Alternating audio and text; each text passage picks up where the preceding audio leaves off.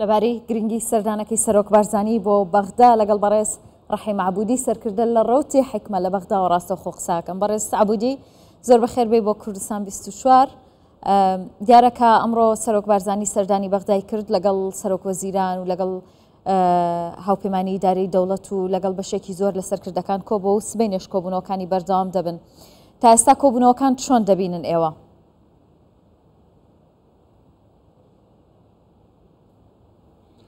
بسم الله الرحمن الرحیم. شکر بەناوی خوای بەخشندەی میهرەبان. ئێوارەتان باش بێت. زۆر سوپاس بۆ ئێوە. ڕاستیەکەی ئەم سەردانەی سەرۆک بەرزانی سەردانێکی مێژووییە، ئەمەش بەهۆی چەندین هۆکارەوە، چونکە لە ماوەی ڕابردوودا 6 ساڵ دابڕان هەبووە و ئەم سەردانە دوای ماوەیەکی درێژ هەبووە. ئێستا ئەم سەردانە کرانەوەیەکی گەورەیە لە پەیوەندیەکانی نێوان حکوومەتی هەرێمی کوردستان و حکوومەتی فێدراڵی، و ئەم سەردانە لە ئەنجامی هاوبەشیەکی نێوان هەردوو حکوومەت و هەرێمی کوردستان و عێراقەوە هاتووە. هاوبەشی بەرژەوەندی باڵای عێراق و بنیادنانی ئەم هاوبەشیە لەسەر زەویەکی هاوبەش و باشترکردنی پەیوەندی سیاسی و ئەمنی و ئابووری و داوتێکردنی سەرجەم دۆسیەکان، چونکە هەرێمی کوردستان بەشێکە لە عێراق و حکوومەتی هەرێمی کوردستان و حکوومەتی عێراق بەیەکەوە هاوبەشن لەم پرۆسەیەدا و پێویستە هەموو بڕیارەکان بە شێوازێک بن و بە شێوازێک بەوەڵگە بکرێن کە هاواهەنگ بن لەگەڵ بەرەی نێوخۆیی بەهێز بە شێوازێک کە ئەمە ڕنگ بداتەوە لەسەر بارودۆخی عێراق و ڕێگری لە دەسوەردانی دەرەکی بکات بۆ ئەوەی 2000 بتوانین دووریەک دابنین لە جێبەجێکردنی بەرژەوەندەکانی عێراق و دەستنەگرتن بۆ بەرژەوەندیانە و ڕێگریکردن لە دەسوەردان بە تایبەتی ئەو دەسوەردانەی لە نێو وڵاتانی دراوسێدا هەبوو. ئەم سەردانە خاڵ دەخاتە کۆتایی ڕستەکان لە گەلێک پرسی گرنگدا، ئەو پرسانەی پەیوەستن بە بەرژەوەندی عێراقیەکان و خەڵکی کوردستان. بۆیە پێویستە کە سەرکردەکان بەیەکەوە دابنیشن و بڕیار بدەن و لە هەمان کاتدا دیدگایەکی بۆ ئایندە دابنێن، دیدگایەکی گشتگیر پەیوەست بە سەرجەم ئەو دۆسیانەی پەیوەندی بە هاوڵاتیان و عێراق و هاوبەشی نێوان هەردوو حکوومەتەوە هەیە. بەڵێ گوتت کە ئەم سەردانی سەرۆک بارزانی خاڵ لە کۆتایی ڕستەکان دادەنێت. پێت وایە کە ئەو ڕستانە چین یاخود ئەو کێشانە چین کە ئیدی بە سەردانەکەی سەرۆک بارزانی چارەسەر دەبن؟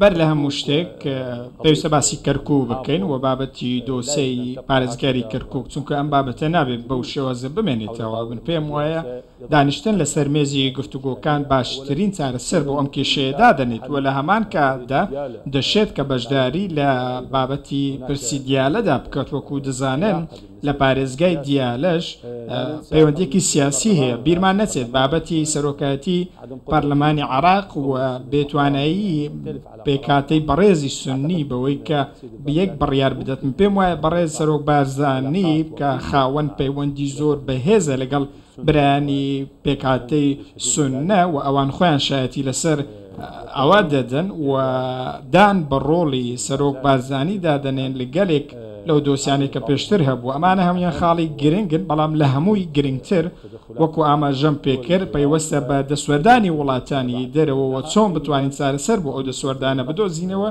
و هەروەها بابەتی ڕادستکردنەوەی یاخود دەستپێکردنەوەی هەناردنەوەی هەرێمی کوردستان لە ڕێی بەندەری جەیهانەوە ئەم بابەتێکە پێویستە کۆتایی بێت، چونکە ئابووری هەرێمی کوردستان بە شێوەیەکی بەرچاو پشت بە داهاتینەوە دەبەستێت. ئەمە کاریگەری لەسەر داهاتی هەرێمی کوردستان داهاتی عێراقدا هەبووە. ئەم هەناردەیەکی گرنگە، بۆیە بێکەوە کارکردن بۆ دۆزینەوەی چارەسەری واقعی و هاوبەشێتێکی ڕاستەقینە دەبێتە هۆکاری ئەوەی کە خاڵ لەسەر. کەواتە پێتان وایە بینینی سەرکردە سیاسیەکانی بەغدا لەگەڵ سەرۆک بارزانی کاریگەری دەبێت لەسەر ئەو هەژمونە یاخود ئەو دەسوەردانی وڵاتانی دراوسێ و هەرێمایەتی لە عێراق دەیکەن؟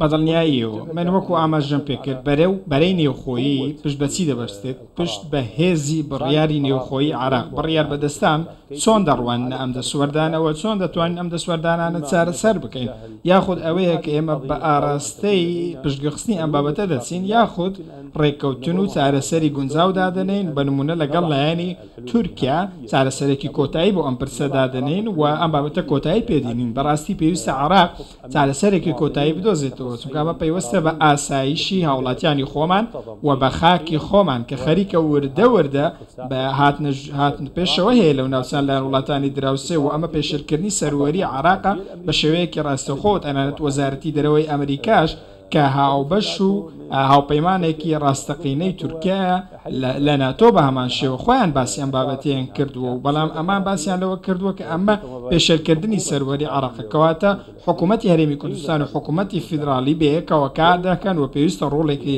ڕاستەقینەیان هەبێت لەوەی بەو ئاراستەیە بڕۆن کە شتێکی دروست ئەنجام بدەن و ڕێگری لەم دەسوەردان و جم و زۆڵانە بکەن کە من زۆر پێم وایە ئەو جم و زۆڵانە لە ڕێکەوتنەکانیش دەردەسێت و زۆرێک لە ئیسیهادی تاکە کەسی تێدا لەلایەن تورکیاوە. باشە بەڕێز عەبودی بڕیارم ئێوارەیە کە سەرۆک بارزانی لە ماڵی ڕێز عەمار حەکیم لەگەڵ چوارچێوەی هاواهەنگی کۆ ببێتەوە.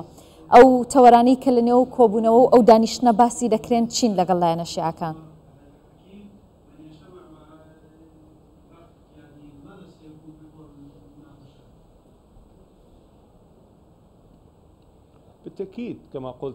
بەڵنیایە وەکو ئاماژەم پێکرد کێشە هەڵپەسێدراوەکانی نێوان حکوومەتی هەرێمی کوردستان و حکوومەتی فیدرالی بابەتی لە پێشینە هەرە گرنگ دەبێت چونکە وەکو دەزانن سەرۆک بارزانی لە ڕێگەی پەیوەندیەکانی خۆیەوە و بە تایبەتی ئەو پەیوەندی باشێ لەگەڵ بەڕێز عەمار حەکیمی هەیەی کاریگەری لەسەر سەرکردەکانی چوارچێوەی هەماهەنگی دروست بکات بۆ ئەوەی بتوانین بە چارەسەری خێرا و لۆژیکی بگەین چارەسەرگەلێک کە بتوانن دووری نێوان هەردوولا بە هاوسەنگی بێڵێتەوە و ئارامی سیاسی و سەقامگیری ناوچەکە بپارێزێت و پێش دەستی بێت بۆ بنیادنانێکی ڕاستەقینە لە نێوان هەردوو حکوومەتی فیدرالی و حکوومەتی هەرێم وە ئەو بابەت ئەو هەست و سۆزەی لە باڵێن ئەو هەستێت لە هاوڵاتیانی کوردیەوە دروست بکە زۆر جار هەست بەونبوونی سیاسی دەکات کۆتایی پێ بێتون نەمێنێت ئەم کۆبوونەوەیەکی زارەکی و ڕاستەقینە دەبێت و کۆبوونەوەیەکی برایانە دەبێت لە چارچێوەی ئەو مێژووی کە لە شەستەکانەوە تاکو ئێستا لە شۆڕش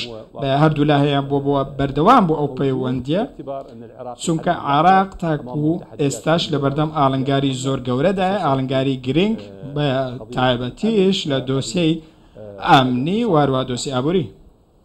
باشە بەڕێز عەبودی پێت وایە کە ینی دەکرێت بڵێن کە لە دوای ئەم سەردانەی سەرۆک بارزانی و بینینی لایەنە شیعەکان و لایەنە سوننەکان و سەرۆک وەزیران و سەرۆکۆماری عێراق دیپەڕەیەکی نوێ لە پەیوەندیەکانی نێوان هەرێمی کوردستان و بەغدا هەڵدەدرێتەوە؟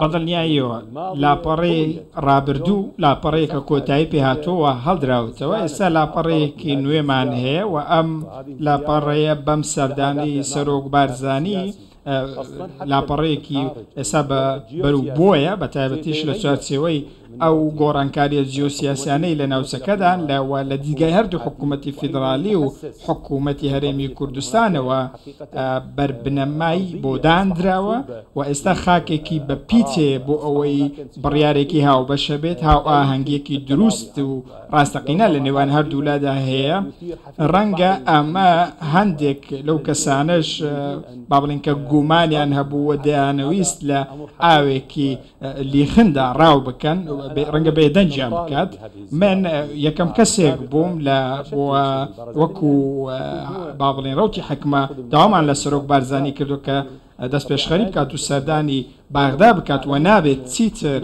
لە سەردانیکردنی بەغدادا ببڕێت چونکە پێویست ئەو سەردانە شتێکی پێویست بوو بۆ بە برایانە دابنیشین و گفتوگۆ بکەین و لەو پێشوازیە گەرمەش کە لە سەرۆک بارزانی کراکە ڕەمزێکی عێراقی لە بواری سیاست و وەکو کەسێک کە مێژووی خۆی لەگەڵ پارتە سیاسەکان هەیە ئالەم چوارچێوەیەدا هەموو ڕۆڵەکانی عێراق هەست بە ئارامی دەکەن کاتێک ئەم زۆرە کۆبوونەوانە دەبینن و پێویستیشە بەم شێوازە بەردەوام بیت و ئەم بەهێزکردنەی پەیوەندی دەبێتە هۆکاری ئەوەی کە پەیوەندیەکی نوێ دروست ببێت بە تایبەتیش لەوەی کە پەیوەستە بە نمونە دانانی یاسای نەوتوگاز و ناردنی بۆ پەرلەمان و یەکلایکردنەوەی سەرۆکاتی پەرلەمان هەموو ئەمانە ڕویان نەدەدا ئەگەر هەمان دابڕان هەبووە. بەڕێز عەبودیانی هەمیشە سەرۆک بارزانی توانیوێتی کە لە هاوسەنگ ڕاگررتنی هاوکێشەکان لە نێوان هەرێمی کوردستان و بەغدا و لە نێوان لایەنە سیاسیەکان لە بەغدا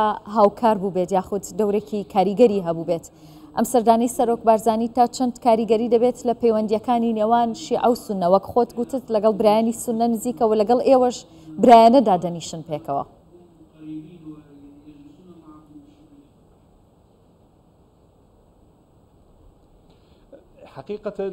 ڕاستیەکەی ئەمە بەشێکە لە پێکاتەی سوننەوەتە ئەمە بەهێزترین یاخود گەورەترین بەشی پێکاتەی سوننەکانەوە. من بەڕاستی بە دووری نابینم کە ئەو پێشڕەوی ئەم ڕایە بکات بە تایبەتیش لەو ئەزمونەی کە پێشتر ڕوویداوە و ئەوەی کە پێشتریش ڕوویدا لەگەڵ ڕۆتی سەدر و هەوڵێک هەبوو با بڵێن پێشتر بۆ دۆزینەوەی هاوکێشەیەک کە 2000 ئەو هاوکێشەیە بەچوونە دەرەوەی ڕۆتی سەدر کۆتایی پێ، بەڵام ئەمە ئاماژەیە کە پەیوەندیک هەیە، ئەم پەیوەندیە کاریگەری هەیە لەو دوورەی لە نێوان لایەنەکاندا هەیە، بۆیە دەکرێت ئەمە بە شتێکی ئەرێنی وەربگرین و دەشبێت ئەم چارەسەرانە 2000 بێنە ئاراوە چارەسەرەکانیش لە ڕێگەی خەڵکانێکی با بڵێن بێ کاریگەریەوە نایەت، بەڵکو لایەن کەساتێکەوە دێت کە کاریگەری هەیە بۆ کورد واخۆیان دەبینن کە پارسنگی هاوکێشەکانن و پێویستە بەو شێوەیەش بێت. ئێمە وەکو ڕۆتی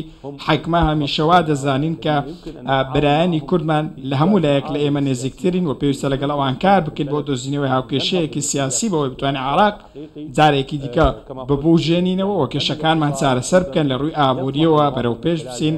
ئەمە ویستی هاوڵاتیانیشە لەوەی کە پەیوەندیەکان بەم شێوازە بەهێز بن و هیچ دابڕان و با بڵێن دووریەک لە نێوانمان نەبێت و هیچ جیاوازیەک لە نێوان کورد و عەرەب نەبێت و بە ئازادی هاتوچۆ لە نێوەکتەرێ بکەین. و من پێم وایە وەکو خۆم و هیواخوازیشم ئەم سەردانە سەردانی دۆزینەوەی چارەسەری واقعی بێت بۆ تەواوی کێشە یاسایی و دەستوریەکان و دەژبێت کە دەستور و یاسا هەمیشە بربنەمای چارەسەرکردنی کێشەکانمان بێت و هەرێمی کوردستان هەمیشە دەستپێشخەری کردەوە، ئێستا دەستپێشخەری دەکات. وای دەبینم کە پێویستە حکوومەتی فیدڕاڵی و چارچەوەی هەماهەنگی کار بکەن بۆ ئەوەی ئەم پەیوەندی بە تەواوی پێ بگێنن. زۆر باشە لەم نێوانەدا ینی جگە لە سەرکردە عێراقیەکان سەرۆک بارزانی لەگەڵ باڵۆزی وڵاتانی دیکەش لە عێراق کۆ دەبێتەوە، ئەمریکا، تورکیا، چین، چەندین وڵاتی دیکە. گرنگی بینینی باڵۆزی وڵاتانی دیکە لە عێراق لەلایەن سەرۆک بارزانیەوە چییە؟